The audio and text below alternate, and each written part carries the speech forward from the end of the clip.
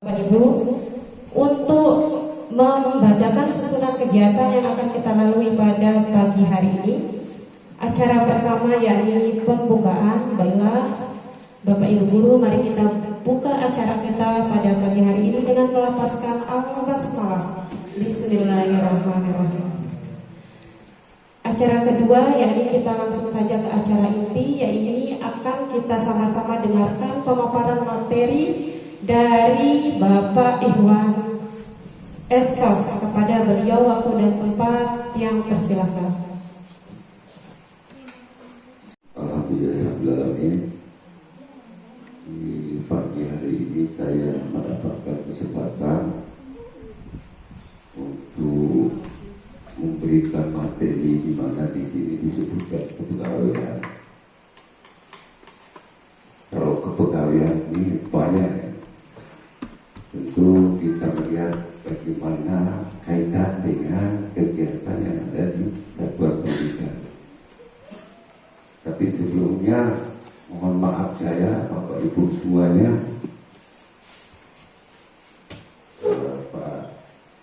hari tadi pagi saya ketemu Pak Kasep di kantor, dan hari ini juga ada acara rapat kaitan ada perhelatan akbar kita yang insya Allah nanti akan dilaksanakan pada hari Minggu tanggal 11 dan 12, yaitu gelar budaya Nusa Tenggara Barat tahun 2022 yang jadi tuan rumah itu kita Lombok Utara. Artinya kita bekerja bersama. Hari ini kami undang semua kepala sekolah dan subkoordinator TU untuk hadir, tapi karena di SMP ada tadi yang hadir ada kepala sekolah dan saya di sini diterima oleh Kasubag TU-nya, ya saya hormati, dan Bapak Ibu yang saya muliakan. Jadi saya sebenarnya mau bawa laptop juga kayak begini, ya, apabila nanti direkrut melalui Dapodi akan kesulitan, tapi mudah-mudahan tidak, karena teman-teman teknik ini rata-rata SMA paling banyak, dan yang sudah ada yang di SK Gubernur, teman-teman yang guru linear tidak?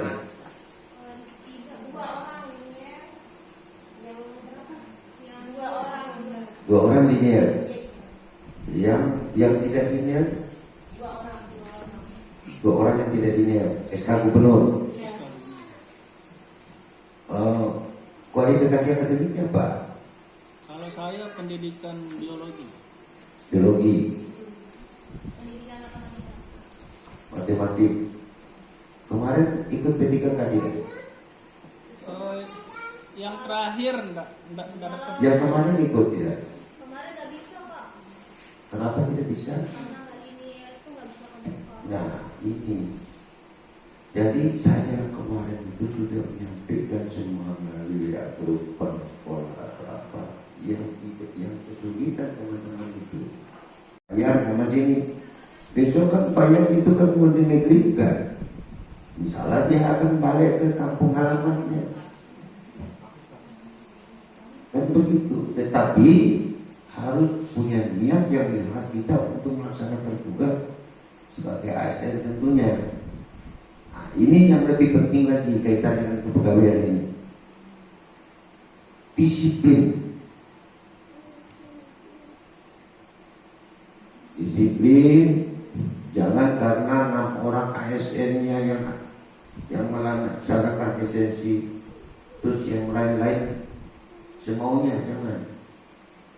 Artinya Bapak Ibu juga yang non ASN itu nanti akan berproses dan dilatih dirinya dari sekarang nanti untuk disiplin.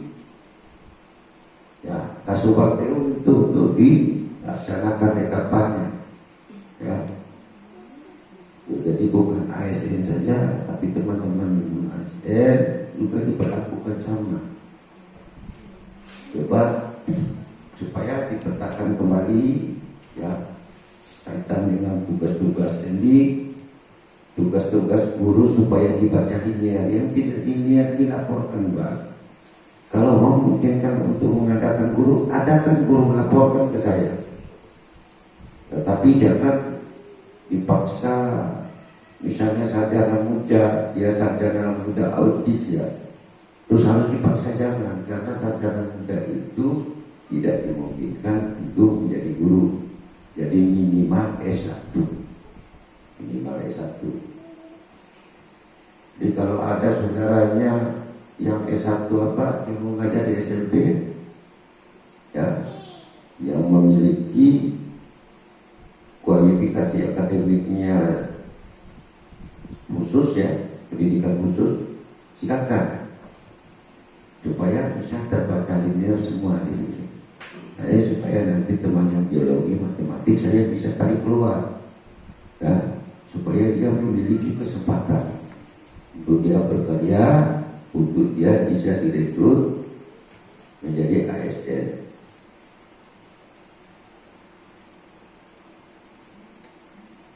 Ada yang mau bertanya? Silakan Pak.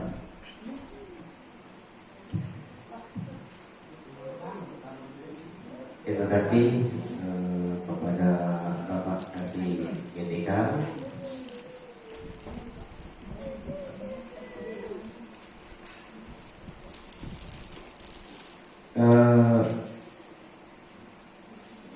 Pada proses kemarin ketika proses P1, P2 dan seterusnya,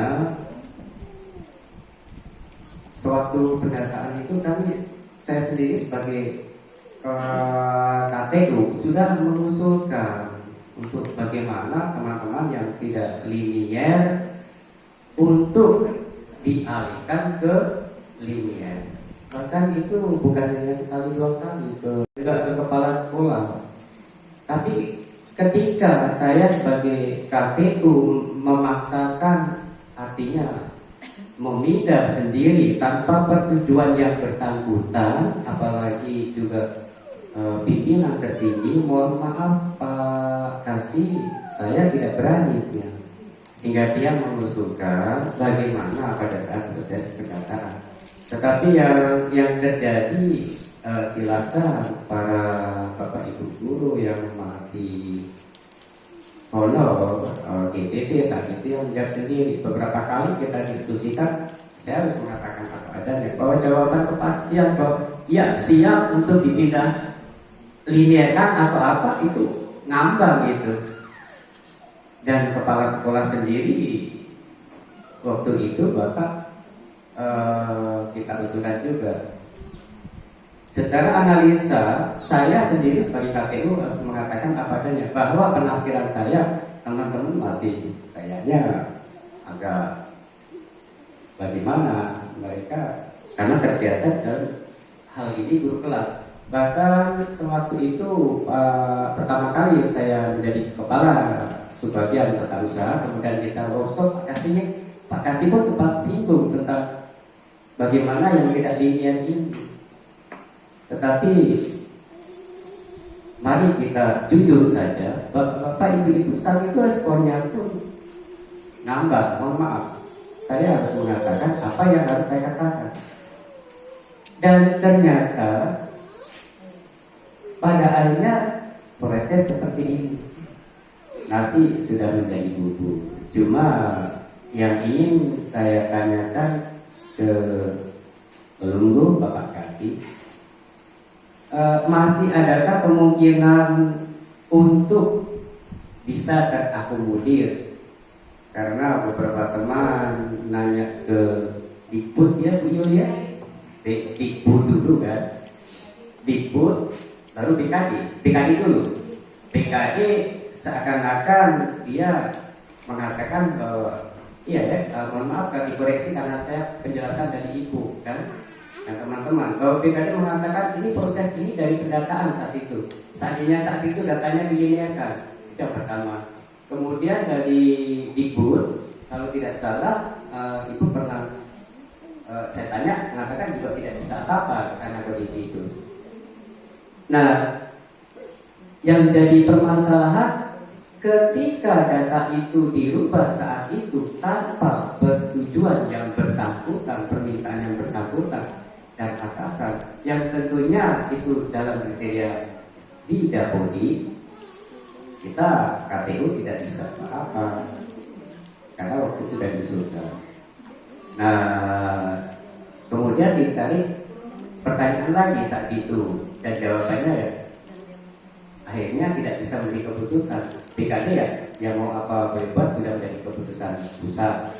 Pertanyaan dia sehingga Pak Kaki ini mohon maaf untuk solusi ini kira-kira masih ada peluang atau tidak?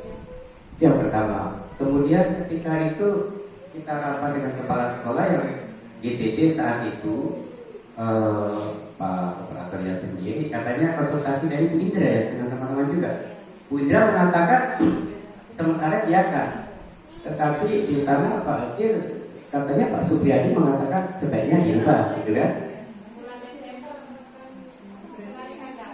Ya, tetapi di Dikbud sendiri kan, mohon maaf, di Dikbud sendiri ada kan ada dua pendapat ya.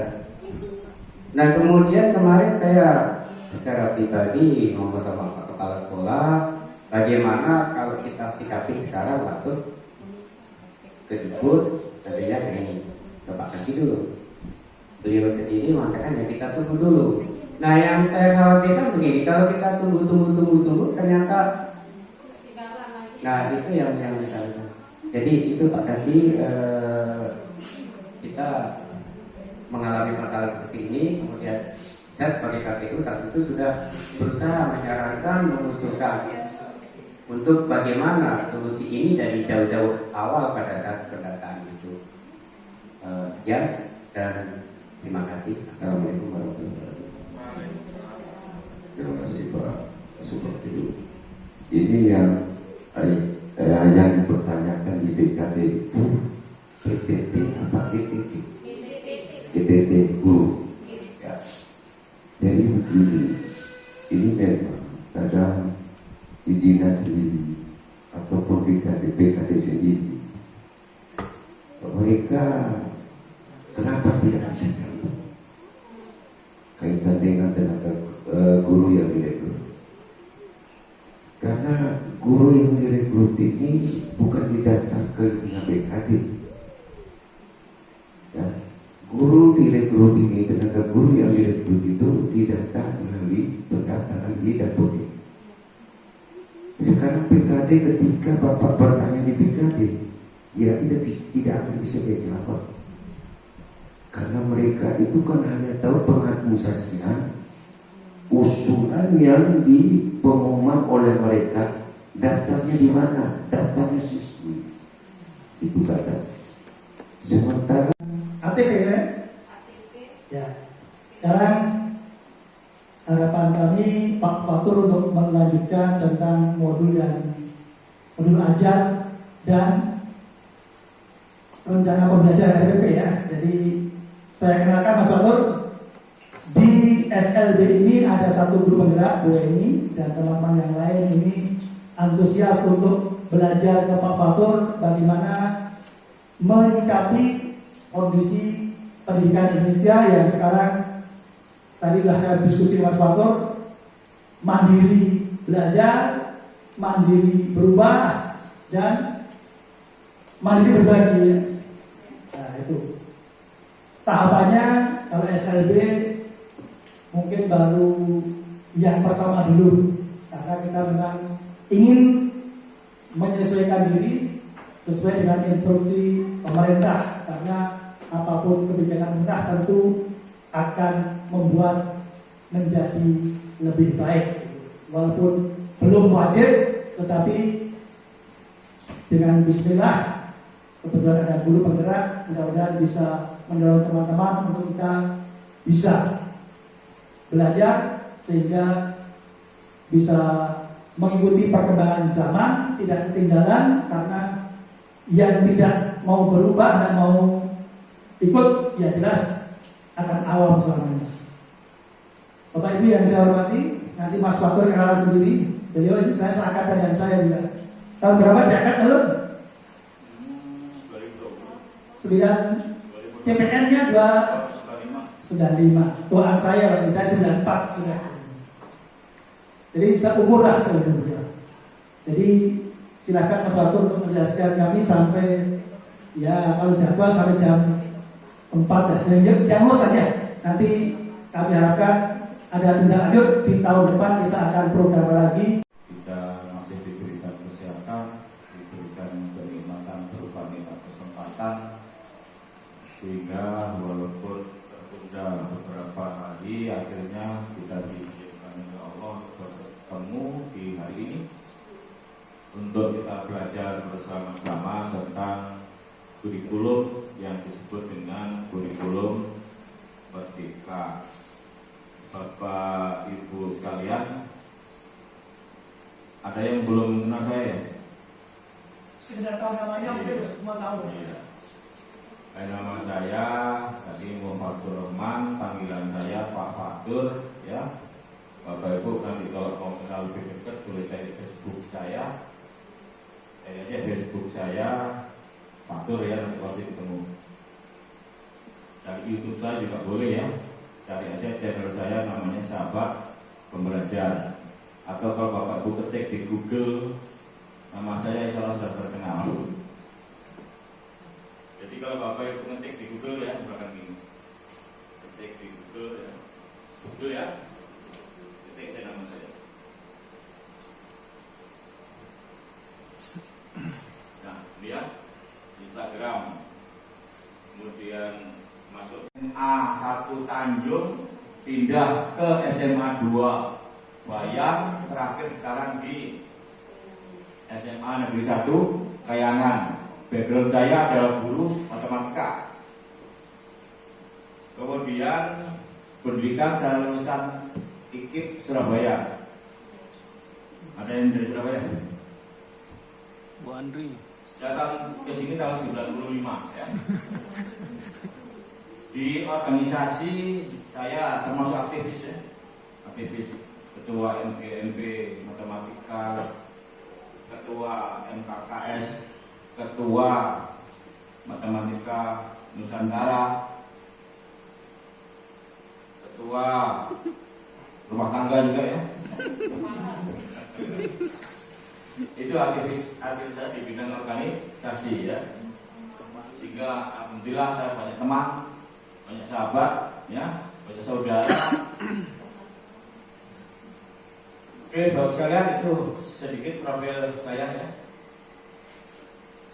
Sekarang masuk ke materi ya. Nah ini kita memahami kurikulum Merdeka cuma ini aja, bermodal satu gambar. Gak usah difoto, gak usah dicatat. Nanti Bapak Ibu cukup saya kasih materinya di Google Drive. Tidak zaman pakai flash disk ya. Jadi kalau saya kemana-mana itu tidak pernah bawa flash disk, bahkan tidak pernah bawa laptop saya. Kebetulan di sini karena dekat saya bawa laptop. Tapi kalau jauh saya tidak pernah bawa laptop. Saya cukup pinjam laptop panitia. Materi bisa saya buka lewat online, asalkan ada internet. Nanti ini materinya saya, materinya ini. Pak Bu tinggal gampang ingat ya, gampang ingat. S.id ya. Nah, KM lengkap. Nah ini. K besar, M besar, L besar. Saya buka dia ini di Word ya, di Word.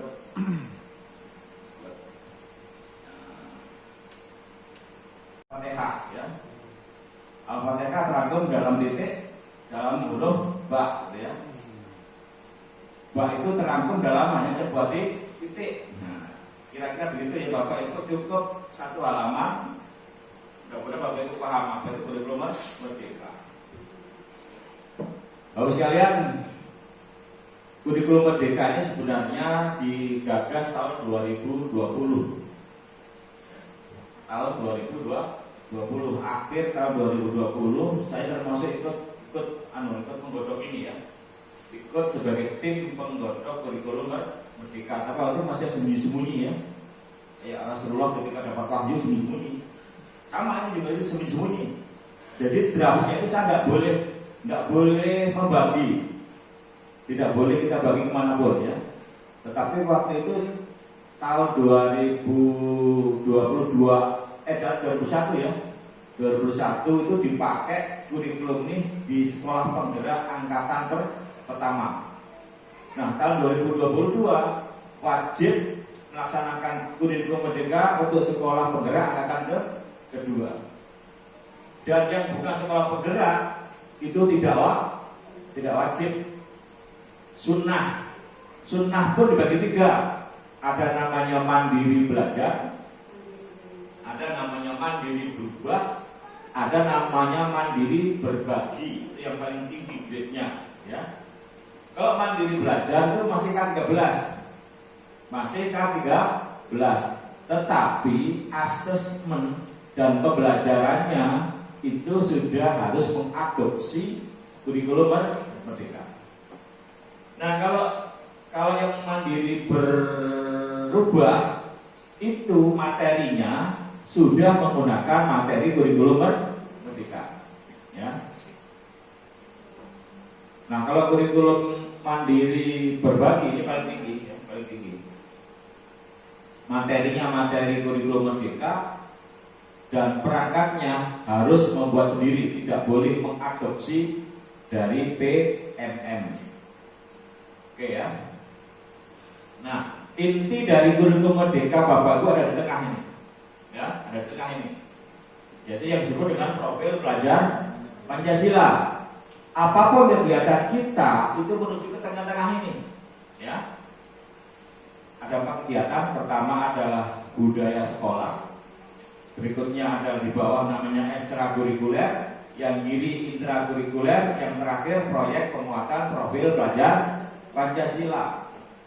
Saya jelaskan dulu ya, yang tengah-tengah ini, yang disebut profil pelajar Pancasila. Ada 6 dimensinya. Yang pertama adalah beriman, bertakwa kepada Tuhan yang Maha Esa dan berakhlak mulia. Yang kedua yang ini, berkebinekaan global. Yang ketiga gotong royong.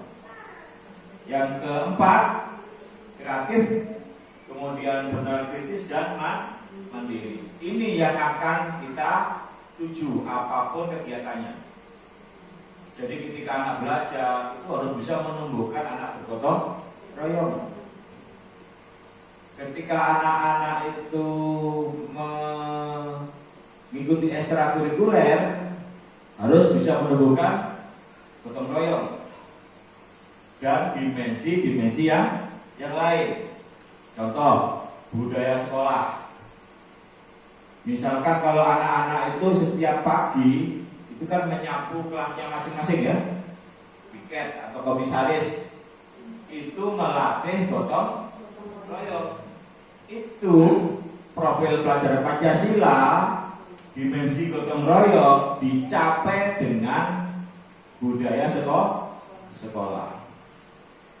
Misalkan sekarang eskul pramuka, misalkan ya, eskul pramuka. Pramuka itu anak-anak diajari masak sendiri, betul? Diajari bawa panci ketika kemah, betul? Itu ngajari apa itu? Ngajari mandiri, ya kan? Mandiri termasuk kritis, ya, berpikir kritis. Ketika anak dikasih tugas, disuruh mengumpulkan buat ini, itu melatih anak mandiri. Itu berarti profil pelajar dicapai dengan intrakurikuler. Yang terakhir adalah proyek penguatan pelajar Pancasila. Ini khusus ya. Jadi ini tidak berbasis mata pelajaran. Jadi kalau proyek penguatan, namanya P5 ya. P5 itu proyek penguatan profil pelajar Pancasila. Supaya gampang disebut P5. Nah, profil pelajar Pancasila ini supaya gampang dihafal, saya sering menyingkat makan roti manis. Ma itu beriman, bertakwa, dan berakhlak mulia. Kan berkebinekaan global. Ro, gotong ro. Ti, kreatif. Ma, mandiri. Nis, bernalar kritis. Makan roti manis. Kapan ingat ya? Nah, sekarang yang proyek ini ya, ini khusus tidak berbasis mata pelajaran. Basis apa? Tema. Basisnya tema. Kalau SLB tidak salah tadi ada 6 tema yang dipilih ya. Misalkan tema tentang Bhinneka Tunggal Ika, tema tentang kehidupan berkelanjutan, tema tentang rekayasa teknologi, tema tentang suara demokrasi, ya. Itu yang dipakai nanti itu ya. Tidak ada yang namanya proyek IPA ada di sini. Tidak ada namanya nanti pelajaran agama kita mengajarkan tentang sholat jenazah. Tidak ada proyek tentang sholat jenazah. Kita mengajarkan apa? Bahasa Indonesia, tentang membuat puisi misalkan. Tidak ada proyek tentang membuat puisi karena ini tidak berbasis mapel, tetapi berbasis tema yang sudah ditentukan oleh pemerintah. Gitu ya. Nah, Bapak Ibu sekalian, ini semua sudah ada panduannya.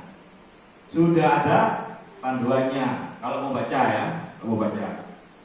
Nah, Bapak Ibu sekalian, intrakurikuler itu yang menjadi seperti biasa. Bapak Ibu ketika K3